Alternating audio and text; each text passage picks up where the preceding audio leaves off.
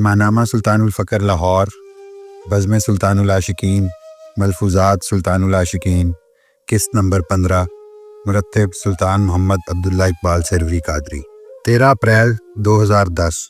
فرقہ واریت کی طرف بات چل نکلی تو فرمایا، اللہ نے تو مذہب کا نام بھی نہیں لیا، وہ تو کہتا ہے کہ میں نے دین کو غالب کرنا ہے۔ لوگوں نے حضور صلی اللہ علیہ وآلہ وسلم کی ذات کو چھوڑ دیا ہے، بلکہ جس فرقے کو مانتے ہیں اس کے امام کو پیغمبروں کے برابر لا کھڑا کیا ہے۔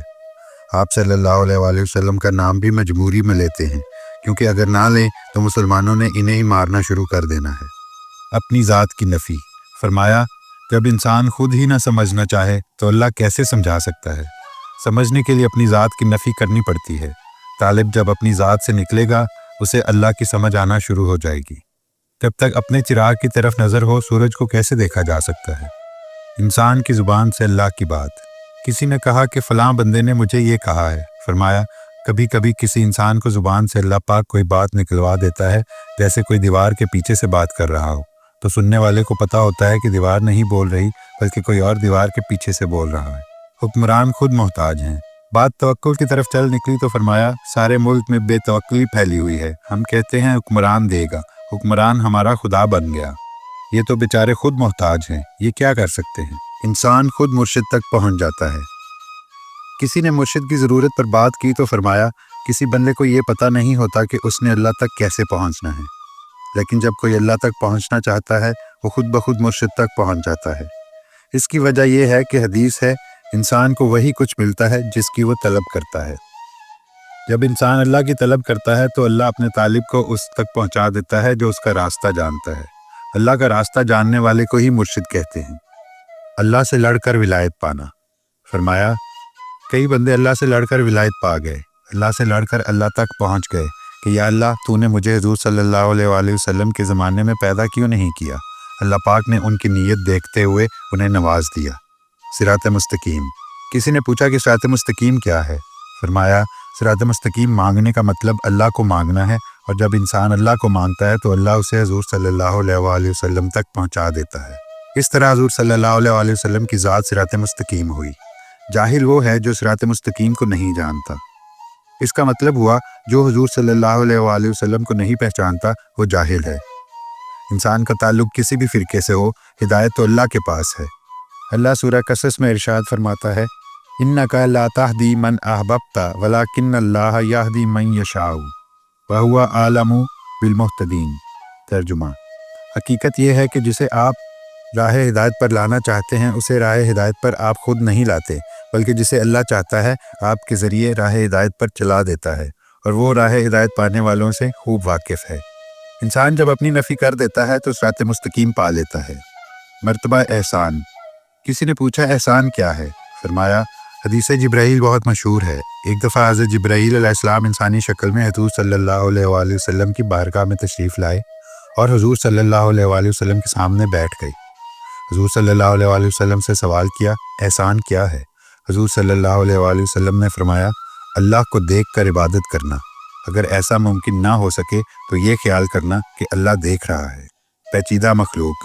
فرمایا، اللہ کی پیچیدہ ترین مخلوق انسان ہے۔ انسان خود کائنات ہے۔ اللہ میں بھی پہلا حرف الف ہے، اور انسان میں بھی۔ اللہ تب تک انسان کو موت نہیں دیتا جب تک ظاہر باطن ایک نہ ہو جائے۔ ظاہر تو پہلے ہی سامنے ہے، باطن نے ہی باہر آنا ہوتا ہے۔ بڑھاپے میں انسان کو کنٹرول نہیں رہتا تو اس کا اندر باہر آ جاتا ہے۔ جوانی میں تو انسان کنٹرول کر لیتا ہے، لیکن جب انسان بوڑھا ہو جاتا ہے تو پھر سارا کچھ باہر آ جاتا ہے۔ ذات الہی کا صفات پر غالب آنا۔ فرمایا، کائنات میں جتنی بھی مخلوقات ہیں ہر کسی میں ایک صفت رکھی گئی ہے، مگر انسان میں سب صفات اکٹھی کی گئی ہیں۔ اسی وجہ سے اگر انسان شیطان بن جائے تو شیطان بھی کان پکڑ لیتا ہے۔ انسان اشرف المخلوقات تب ہی ہے اگر وہ شر کو اپنے اندر سے نکال پھینکے اور خیر کو غالب کرے۔ جب خیر غالب آتی ہے تو انسان کی ہر چیز اور ہر کام عبادت ہوتا ہے۔